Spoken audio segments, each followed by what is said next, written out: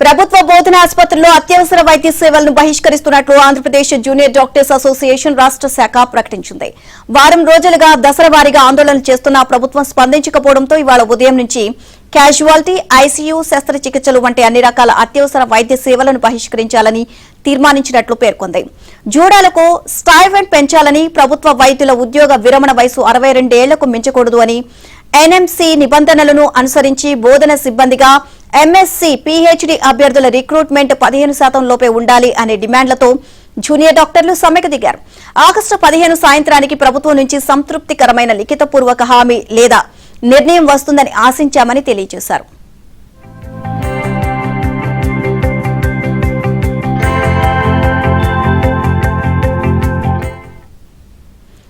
Junior వైద్యులతో పలుసార్లు చర్చలు జరిపినట్లు ఆరోగ్య శాఖ ఉన్నతాధికారులు చెబుతున్నారు. దేశంలోని మిగిలిన రాష్ట్రాలతో పోలిస్తే ఏపీలో మెరుగైన స్టైఫండ్ ఇస్తున్నామని అన్నారు.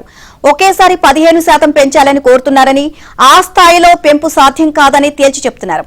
అంత మొత్తం పెంచితే అసిస్టెంట్ ప్రొఫెసర్ల జీతం కంటే వీరికిచ్చే స్టైఫండ్ ఎక్కువగా ఉంటుందని వివరిస్తున్నారు. ప్రభుత్వ ఆర్థిక పరిస్థితిని అర్థం చేసుకుని జూనియర్ వైద్యులు విధులకు హాజరు కావాలని కోరుతున్నారు.